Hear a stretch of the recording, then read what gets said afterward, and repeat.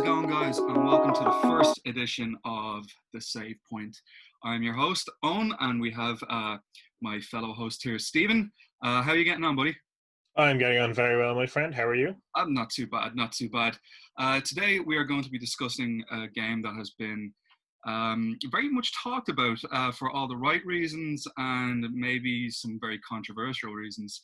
And that, of course, is The Last of Us Part 2. So if you guys haven't played the game or you're just in the middle of playing it, this video / discussion is going to be very, very heavy on spoilers. So we do not want to spoil anything for you, so just keep that in mind, okay? But we're going to go on the basis that a lot of the people watching this video have played The Last of Us Part 2, and I think it's important to get our opinions across on the matter because the game itself offers so much to the plate, and it really does take a lot of gutsy risks, and some of them really did pay off, but I think the negative thing is a lot of it didn't go the way fans of the series or even fans of the first game wanted it to go. And that's what we're going to be talking about today. So first off, Shep, what did you make of the game? Well, as I said to you in our original kind of back and forth, which was, we had a lot of chats during my playthrough and then obviously afterwards as well. I would give the game, and I'm not a big fan of numerical ratings, but if I had to rate it, I would say high 6, maybe a low 7 out of 10. Mm-hmm. And a chunk of that score is from the gameplay. Yep. Which we will discuss in depth. But overall, I don't regret my time with the game. I will probably play it again at some stage. Once I've cooled off a bit. Apologies, there's construction going on next door. That's Ellie outside your bedroom door. Yeah, I'm coming for you. But yeah, overall, I don't regret my time with this. I had a lot of problems, but I had a lot of high points with the game as well. That I think it improved a lot on the first game in a lot of ways. So yeah, I would say if you haven't played it and you're considering it, you should play it. Yeah, I totally agree with that statement. I totally agree with it. I mean, I think that it's the best looking game that Naughty Dog have done for quite some time. I think graphically, it's gorgeous to look at. Without a doubt. It's absolutely stunning. Even the soundtrack from the previous composer of the first game, Gustavo Santaolalla, he really, really makes the game feel so familiar in terms of those melodies, but adds more kind of clever nuances to them, and it makes them a little bit more darker, I think. Which it reflects the tone of the game a lot. I think so. Like the game itself it's visceral, it is gory, it is violent, and that was one of the risks that Naughty Dog did really, really well.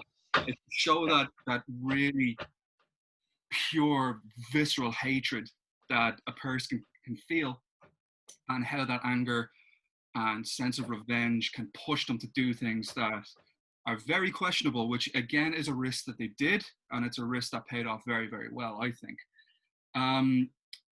Where I think the game really, really, really buckles in on itself is the actual storyline.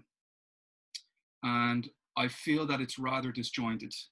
And it does remind me of another title from Quantic Dream called Beyond Two Souls with Ellen Page, where the game itself is broken up into chapters, but it doesn't necessarily start at chapter 1. It could start at chapter 6 and then shoot back, to chapter 0. And the timeline is a bit disjointed. And what I felt with The Last of Us Part 2 was that for a good 60% of the game, it's in one story, it's in one line, and you know exactly where you have to go. You've got to get from point A to point B, and this is how you go about doing it. But then it'll pull you out and drop you into the shoes of a completely new protagonist that the writers are almost trying. The way I kind of took it is that the writers are trying to force you to relate to these new characters, or trying to feel a little bit more sorry for these new characters. I felt that it was just really disjointed. I've no problem with new characters coming in.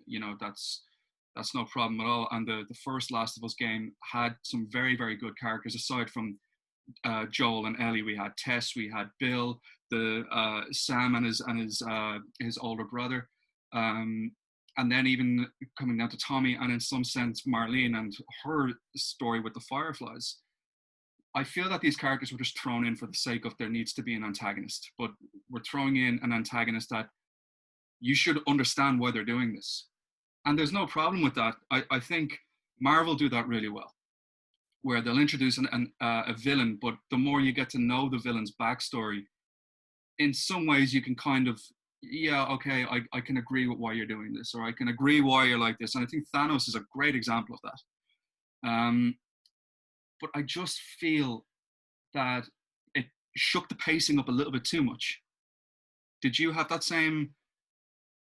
Yeah, it's essentially as if you're watching The Lord of the Rings: Return of the King, and halfway through the film, Frodo gets to Mount Doom and throws the ring in, Yeah, and then it cuts to, imagine it cuts to some random character, yeah, or maybe the next hour and a half is focused on Gollum after the fact or during the events of the first half of the film. It's disjointed because it's like you reach a climax, but then you don't get that climax because yeah, it's like you've reached the end point. yeah. Now to go back and explain the other side before you get the Yeah, payoff for that end point. yeah. Um, I think that's where the narrative really buckles in on itself, because I didn't have a problem with Abby coming into the story. I had a problem with why she came into the story and how it was written. And I personally do not believe that. I don't buy it that we should have this kind of connection with her because Joel killed an NPC in the first game at the Fireflies headquarters, or one of the headquarters, when Ellie was going to be operated on because she is immune, and if they can remove part of her brain, it can like create a vaccine and things like that. You know, when I went back to play the first game after I played part two and got to that moment, I still thought I don't get it. I don't care about this NPC. They're not important to the plot. But then when it came to the second game, you have a brief 20-minute window when you're playing as Abby 4 years previous, and she's lost in the woods, and she's calling out for her dad, and he comes and he helps her, and then he turns out to be the doctor that Joel kills in the first game, and that to me, like, it didn't click. There was something very not right about that connection between Abby and the first game. If that's what they wanted us to, if they wanted us to believe that she had some kind of connection uh, to the previous game, it just didn't feel right.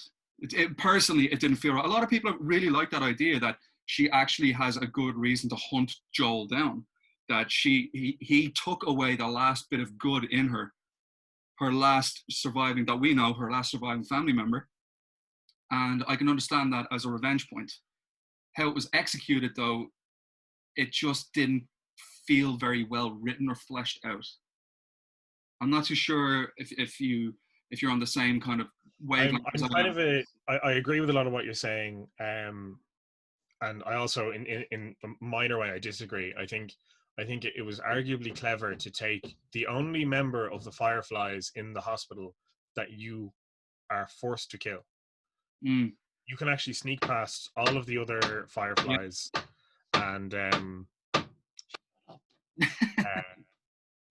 so I think it was an interesting way to kind of tie that into the sequel, and there are consequences for Joel's actions, and I think that was important as well. It was important to explore the fallout of Joel's actions, yeah, but I don't know, it feels like the fallout being explored isn't necessarily the problem is that this all happens because Joel took away agency from Ellie when he made the decision to not go through with it, and then yeah. Ellie winds up having to pay for the consequences. Mm, Joel dies, and then Ellie's the one who has to live on with that heartache. And then she goes on this mission for revenge, and she loses a part of herself mm, because of what Joel did. mm, Um, so it's a sins of the father kind of thing. yeah, it's the cause and effect. Sorry. It's the cause and effect of. Yes, exactly. It's cause and effect, and I think that was arguably unfair because Ellie would have gone through with it if she had the choice. Ellie's a fairly virtuous character. She is kind. She means well, and I think that if they, but it's kind of an issue in that, you know, in the game you're forced to do these horrible actions, like you're forced to torture Nora for information on where Abby is, and Yeah, you don't have a say in this, and you're the one who has to pay the consequences because the game makes you do it. yeah, yeah. I think it And would I have feel been. like narratively that they tie in that way. I totally agree with you. I think it would have been a very clever idea to have almost like a multiple choice thing going on, where if you wanted your version of Ellie to be completely enveloped in this pure rage and hatred for the people who have took her only family away now, which was Joel, um, would you want your playthrough of Ellie to be that visceral and full of hatred, or would you still want there to be some kind of good in her, that she doesn't want to put this pain on others, she wants to do it a different way or something like that? I think the game forces you to make a choice that you aren't given in the first place, that it's already predetermined what way it's going to go. And as Ellie, I believe, in my personal opinion, you do more bad as Ellie, who's a good character that we've all loved from the first game, than when you reverse it over to Abby. Everything turns out okay for her in the end, and she's a new character who was killed off, the main protagonist from the first game. And that's where the juxtaposition is. And honestly, there's nothing wrong with that, but if it was written in a very clever way and made sense to the narrative, I could get behind that. Personally, I could get behind that. I mean, the last thing that Ellie has in remembrance of Joel is he taught her how to play the guitar.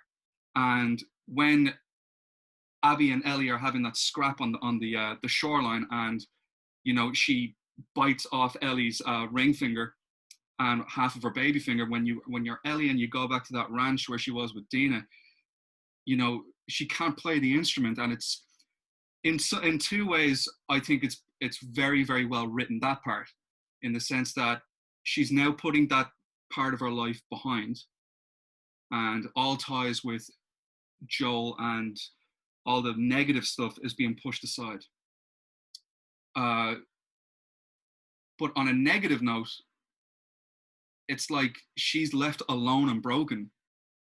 Dina has gone off. Dina's left her. She's in this house by herself. Her father figure was Andrew Ryan with a golf club. It just seems that we were made to appreciate another character who was thrown in just for the sake of being an antagonist. Like, feel sorry for her, but don't feel sorry for her. Yeah, and the thing as well on that subject is, so obviously we care for Joel. He did some questionable things in the first game and before the first game, Yeah. And we see his death at the hands of Abby, and she's portrayed as a villain at the beginning. Mm. But then, as you said, it switches, and it's like they try and force you to empathize with her side of it. Which, if it was just a game about Abby's story, you probably would, because you'd be like, oh my god, this guy just showed up and killed her dad who was trying to save the world. Mm-hmm. But it comes too late in the story to care. And the other thing as well is, why is Abby's crusade more virtuous or more honorable than Ellie's? That's a very good point, actually. Yeah, because you can really see that she's being made out to be this new Joel character, even though she bludgeoned him to death. She's trying to help this frail child who literally was born into a cult, and you see that relationship growing between the two of them, especially when they're in this neighborhood and they go down into this cellar and they hear the fireflies on the other end. Okay, they can now go to safety. She's protected Lev. She's protected Lev and has grown to care for this child. That's why she's horrified when Ellie says, no, you're going to fight me, and if you don't, I'm going to stick this blade into this kid's throat, and I don't care. And the flip side to that was when in the movie theater, when you play as Abby and you hunt Ellie, that really left a sour taste in my mouth, because I really didn't. And maybe that was the point why the writers had you do it, that sequence, because they know it would make you feel uncomfortable, you know. Yeah, and that's not a bad way to It's look at certainly it. not a bad way. I mean, but again, it goes back to the whole clever writing and Mm. writing that makes sense. But to go back onto the point, when Abby is about to kill Dina, Ellie says, "Please don't. She's pregnant." And Abby's response to that was good, and it was Yeah. Lev who stopped her. Lev Whereas stopped her. when Ellie kills Mel, who she finds out after the fact is Yeah, pregnant, yeah, Ellie killed them out of self-defense because they jumped her. yeah, And then she's like, "Oh my god, I killed a pregnant woman." So I feel like what they could have done was portray Abby as this hell-bent villain who craves revenge because of the actions of Joel's. And again, you could empathize with that, you could understand it, yeah, and maybe have her done in such a way that's like Ellie sees what she's becoming through Abby. yeah. She's like, "Oh, that's what happens." But Mm-hmm. that's not what they do. They kind of go the opposite route, where it's like, "No, actually, Abby's okay. Mm-hmm. She gets her revenge, and she gets to move on with Lev." Ellie doesn't get her revenge, loses her family, And and is left has to live alone. with that. Yeah, Yeah. and ultimately has to live with the consequences of everyone else's actions. Mm-hmm. Yes, yeah, exactly. She has to live with the consequence that Joe took her choice Yeah, away. She has to live with the consequence that she thought she was doing right by Tommy by yeah, going to hunt down Joel's killer. Dina is begging her, "I can't do this. I can't lose you." And in the end, they lose each other because of, again, because of Ellie's actions, and the yeah. consequences of that is subsequently she didn't get her revenge, what we were going for in the beginning, and it was her choice. So maybe she made the right choice by saying, "No, I'm breaking the cycle here, because if I do, if I do Abby in, what's to stop Lev or the entire Fireflies coming back and hunting down me, or going after Dina, or whatever it is?" I feel Eye like for an eye. Yeah, I feel like the game is very heavily based around choices that aren't given to you. They're yeah. they're choices based on the decisions that other people have made to the characters who you play as in part two, being Abby and Ellie. Um, I don't really go into like numerical rating systems, but I was thinking about this today, and I could rate the game on my personal taste in two sections. The first section is just gameplay in general, graphics, the soundtrack, how violent it is, how violent the game is. It is rough, and what I really, really, really commend the writers on is when you kill an NPC or an enemy, if they're with a group and somebody sees it, they shout the person's name, like uh, John or whatever. That was like, I'm after literally, they're not a number, they're a person in this world, and that was just so well done. I really have to drive that home, that is a very, very, very good thing. On that subject, I've been watching a lot of different opinions about the game to kind of research on it, and someone made an interesting point, that in Ellie's campaign, as you said, like people call out names or whatever, but if you shoot someone and they don't die immediately, they cry out in pain. It's like, "Oh god!" Yeah, yeah, Apparently, that doesn't happen in Abby's campaign, because really. the idea, yeah, it's no, I haven't played it through again to confirm that myself, but if that's true, that's a bit weird, because it's obviously like the idea is you're killing these people as Ellie, and you're meant to feel bad. It's like, oh, they were a person, they're in pain, you're making them suffer. But then in Abby's campaign, now the argument could be made that most of Abby's half of the campaign is against the Seraphites, the Scars, Yeah. who, as you said, are a cult. They're dangerous people. Mm-hmm. But the WLF, the Wolves, they do some fucked up shit as well. And like Isaac is, his introduction in the game is torturing a guy Yeah, and then passing it on to the next guy to be like, "Hey, keep torturing this guy for me. I'll be back later." yeah, It's yeah, it's. But then if you look at the opposite of that, like Jackson, where Ellie comes from, is peaceful. There's bigots in the town, but there's not villains. There's not. mm. Nobody's harming anyone. Like there's that one guy who's a bit of a homophobe, but even he comes around Yeah, and apologizes. yeah. But in the WLF, everyone's like armed to the teeth, but then it also is like, "Hey, play with the doggy, play with the doggy." Exactly. That's another thing that I'm really glad you brought up. It's like, you know, it's like that part in the aquarium where excuse me, Abby is with Yara, and the dog comes over to Yara, and immediately she's terrified of the dog, and Abby is like, "No, it's okay. Look here, I'll show you." And you spend a little kind of I wouldn't necessarily call it a mini game, but maybe like just like a quick breather, for use of a better word, where you're actually playing with this dog, and you find out that the dog has a name and yada yada, as it usually goes.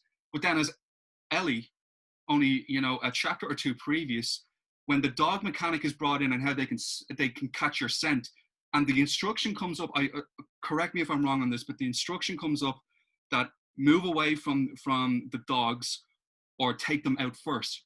So the game is basically saying get rid of the threat. So while you're butchering these dogs, because let's face it, anybody who harms a dog is a butcher. As the hero, you know. Yeah, well, see, that dog as well, the one you're playing with as Abby, is the only dog in the game that you have to kill. Exactly. And it's the same thing as like the game is putting you in these situations where you have to do something. Like as the wrong person, I believe. Sorry? I believe that's what you're saying there, that the game is ultimately forcing you into decisions that you have to make, but as the wrong person. Yeah. Well, that's it, is as Ellie, you're forced to kill Nora. Yes. You're forced to kill the dog. And Yeah. again, you can sneak past all the other dogs in the campaign. But this one, it's plot relevant, so you have to kill it. Yeah. And as a result, that's why they have that scene later on. It's like, hey, here's that dog you killed. It's like, no, I didn't kill that dog. I wouldn't kill a dog. The game made me kill the dog. Yeah, you put that in my hands and you made me do it. If I didn't progress, then if I wanted to progress through the game you made, then I have to do it. Now, don't get me wrong. Games can do that. Games can do that well, because that's kind of a part of the medium that's unique to video games, is the interactivity. Like the Walking Dead games, you're forced into decisions where you have to make a choice that will have consequences. Spec Ops: The Line is a game that's been coming up a lot during discussions about The Last of Us 2. Yeah, in that you see the difference being in Spec Ops: The Line, throughout the game, at least early on, you're under the impression you're the hero. Yes. And you're doing the right thing. Whereas in Ellie's game, in The Last of Us 2, it's like, no, I killed a dog. I tortured Nora, someone who at this point in the story has not actually done anything to me. She's just an associate of Abby's. That's such a good point. That's such a good point. That's such a good point. Oh, I never would have thought of that. And you know what got me about that scene is she's already dying.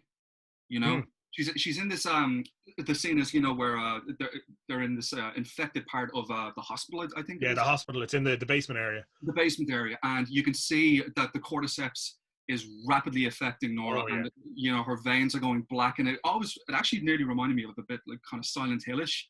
Like it's that kind of otherworld scene, like Lisa Garland, for example, when she finally realizes that she's literally a part of this nightmare, and she starts bleeding and whatever. But Nora is still saying, "I'm not telling you anything because I'm gonna stay true to my cause, to my leader, to my friends." But Nora did nothing. Nothing. She did nothing to Ellie. She's an associate of a person. She was in the room when it happened. And I know, obviously, she takes a sly dig at Joel when she's like, do you still hear the screams? Do you still he got like a bitch or something. She tries, she does it to rile Ellie up, to be fair. And the thing of it is that other than that moment, all we know is that she's pals with Abby and she was there when it happened. And like, even then, it's like, realistically, I don't know if I would go out on this crusade for revenge, because it's especially not like in an apocalypse where it's like, no, it's not worth it, because people are already vengeful, and revenge begets revenge. Especially, it wasn't even subtle. Like, Abby's reason for revenge, immediately, before you even know anything about the character, she's there because of the Fireflies, because of what happened in the first game. Because it's obvious, it's the only justifiable story that they could do in terms of having someone show up and kill Joel and make you care about it. Yes. If it was just some random traitors or thieves or something, then it would be kind of like, oh, well, that's hollow. That doesn't mean anything to me personally. I didn't have anything to do with that. Yeah. Yeah. Totally agree with you. I totally agree with you. I just think it goes once again back to just the writing and the pacing and the plot.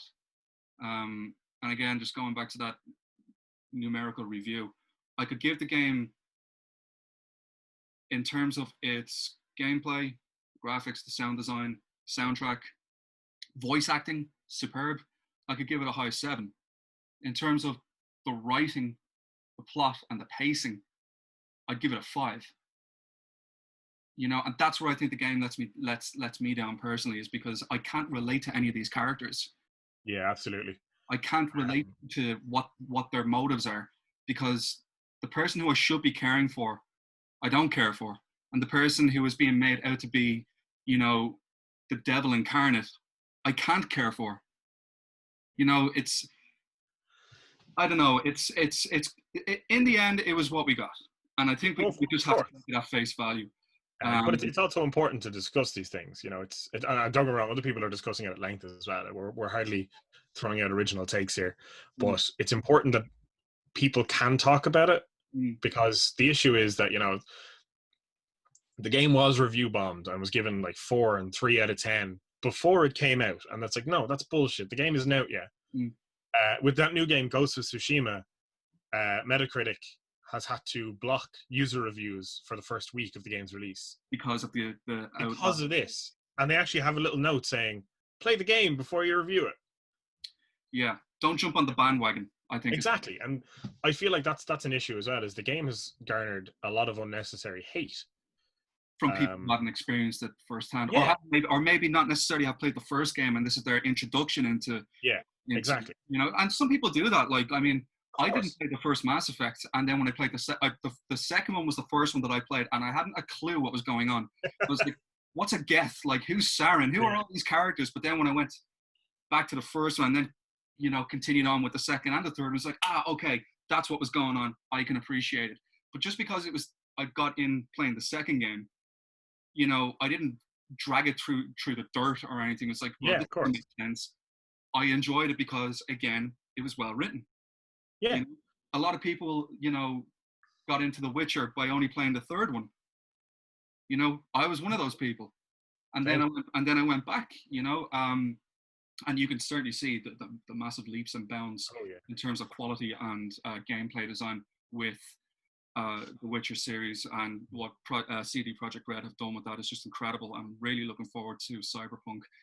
Fingers crossed that comes out quite around the time. But I just thought I'd wrap up this first segment of the Save Room by asking you a question about the future of, let's say, this series. So, given what has happened from The Last of Us Part 1 to Part 2, let's just say in 4 years, you are now lead writer in Naughty Dog. Sony come to you and say, okay, listen, we're going to do another console exclusive, and it's going to be a third Last of Us. But we need to do this right, and we need to make sure that it's written in a way that is structured and makes sense, and nothing is just thrown in for the sake of like nothing is thrown in for the sake of, oh, they're taking a risk with that, or nothing is being thrown in for the sake of, oh, it's edgy, or whatever. So what I want to ask you is, where would you take the series? Would you go forward and do maybe another story? Would you include more Infected? Because I personally found that in the second one, The Last of Us was more focused on human factions button heads, yeah.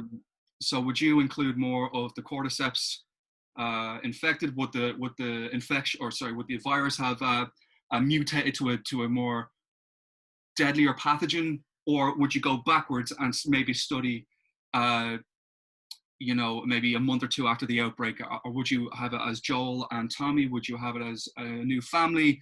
I just want to get your views on where you would put this franchise. Well, I suppose the first thing I would do is not call it The Last of Us Part 3, because I don't.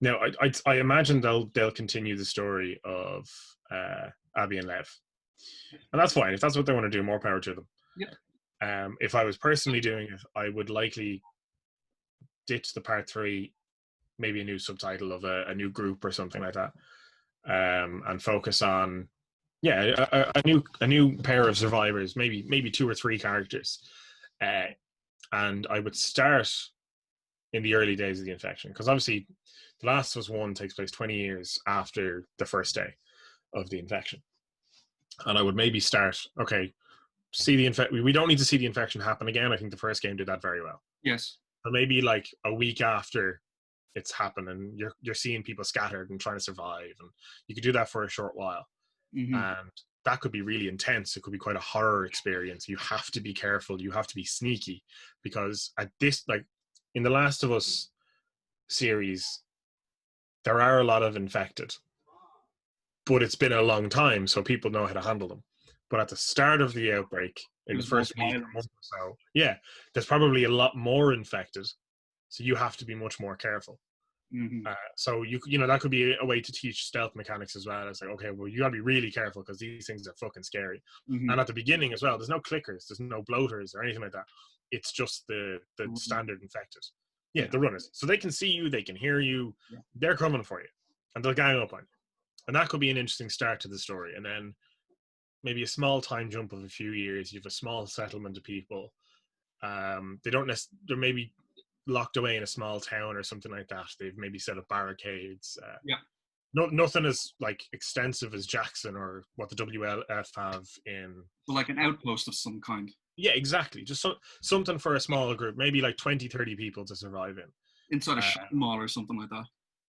Sorry? Like inside a shopping mall or something Oh like yeah, something like that would be good as well, because you have shutters, you have the means to lock it up, and you that. have Yeah. supplies. So something to that effect, and then something happens, they have to progress further, time jump, and maybe at the beginning of this story you have a child with you, Yeah. someone born just before the infection.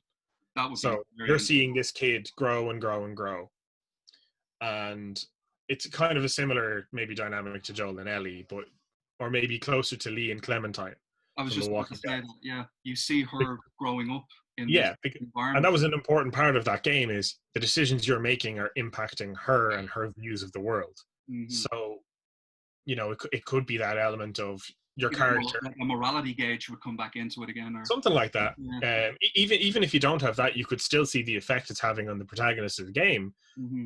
and their desperate hope to cling on to what came before. And like, I don't want this kid to grow up in this fucked up world. I want them to have the kind of life I had, but I can't give them that. And like, as a story, that could be interesting. I think the Walking Dead series touched on that a bit as well, Yeah, yeah. with Carl. It, Um, it was more in the later series that when they brought Rick Rick Grimes' daughter in, you actually see in later series like she has grown up and she is now one of the most important characters. But you saw that progression and you saw the lengths and the consequences of Rick's actions and how it affected Carl, and subsequently how his legacy was brought down to his daughter and what she remembers of him. But I know I would be on the same kind of mind frame as yourself. I think we're both very very similar in that kind of yeah, and aspect. one other element I'd like to just quickly discuss as well is the first Last of Us showed that there was something of a government had taken over the place where Joel and Tess lived, Yeah, and they were quite they were forceful, they were strict, they were they shot people on sight if they were infected. But then in The Last of Us 2, both Jackson and the WS headquarters are relatively peaceful. They're both armed to the teeth. They have no shortage of food, supplies, or any of that. So I think, and I feel like that negates part of what made The Last of Us interesting from a gameplay perspective of, oh, I need to find supplies because, every bullet counts and all this kind of stuff. So making that matter, imagine if in this new Last of Us that we're making, it's happening.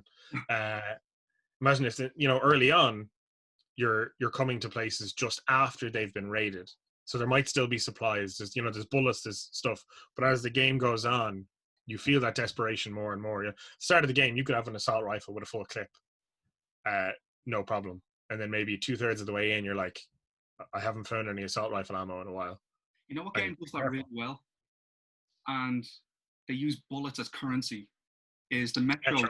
Yeah. Metro universe. So you could Yeah. even incorporate that into this new Last of Us, where you either are going to use this weapon to defend yourself, or whatever merchants, whatever few merchants there are, or traders that you come across, they've got gear that would really help you out. Like maybe different types of bandages that will if you get hurt, it won't take as much health off you, and the only way you can actually trade with them is with bullets, which would be that would be one of those Dark Souls do it very, very well. It's like that fight or flight, or Yeah.